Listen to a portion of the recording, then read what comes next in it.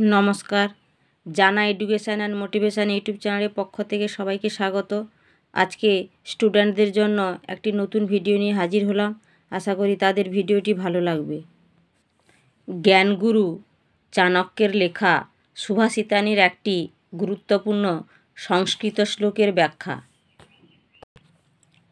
চলচ্চিত্ত্যং চলদ্বৃত্ত্যং চলজ্জীবন যৌবনম চলাচলমিদং সর্বং কীর্তিয়াস্য স জীবতি।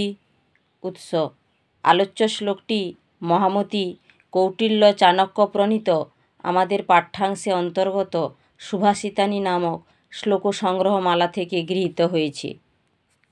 প্রসঙ্গ: জীবিত মানুষের মৃত্যু অবধারিত হলেও কিভাবে মানুষ চিরজীবী হন, সেই প্রসঙ্গে শ্লোককর্তা আলোচ্য শ্লোকটি অবতারণা করেছেন।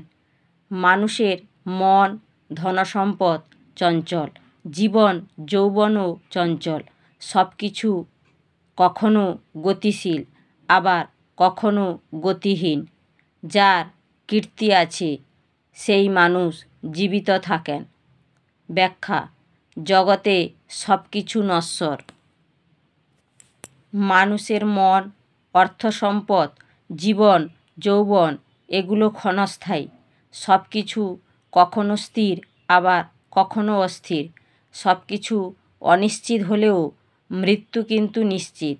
তবুও মানুষ বেঁচে থাকেন এই পৃথিবীতে, কারণ তিনি জীবিত অবস্থায় তাঁর কীর্তি তথা যশ অর্জন করে গেছেন বলে।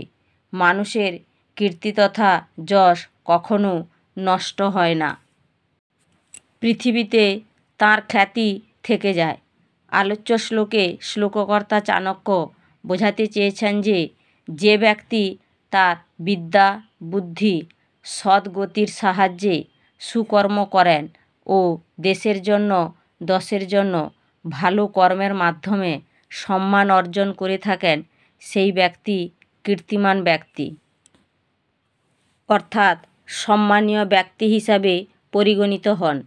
কীর্তিমান ব্যক্তি নিজের কাজের মাধ্যমে দক্ষতা দেখান, আবিষ্কার করেন আর পরের জন্য সেবা করে থাকেন নিঃস্বার্থভাবে। তাই কীর্তিমান ব্যক্তি হতে হলে জাতি, ধর্ম, বর্ণ নির্বিশেষে শেষ জীবন পর্যন্ত ভালো কর্ম করে যেতে হবে। চিরদিন কেহ অমর নহে, অর্থাৎ মানুষ মরণশীল।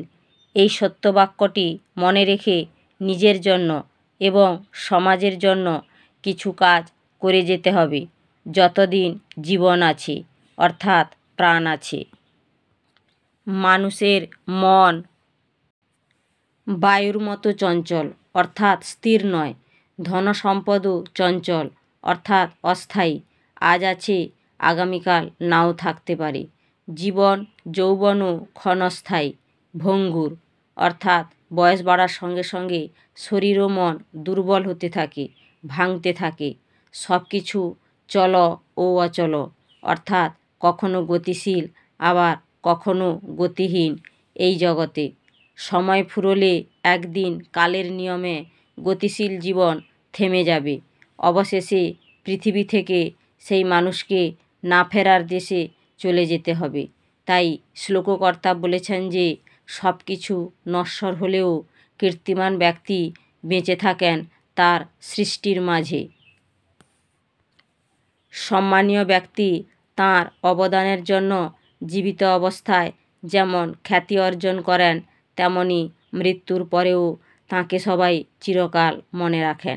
এভাবে কীর্তিমান ব্যক্তি চিরজীবী হয়ে থাকেন, যা উপরোক্ত শ্লোকটিতে মহামতি কৌটিল্য চাণক্য এভাবে ব্যাখ্যা করেছেন।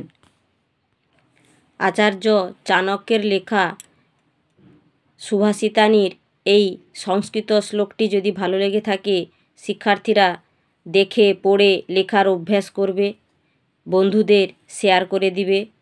সবাই ভালো থাকবে, সুস্থ থাকবে, নিজের খেয়াল রাখবে, পরিবারের খেয়াল রাখবে। এরকম আরও ভিডিও পেতে নতুন যারা দেখছো তারা সাবস্ক্রাইব করে পাশে থাকবে।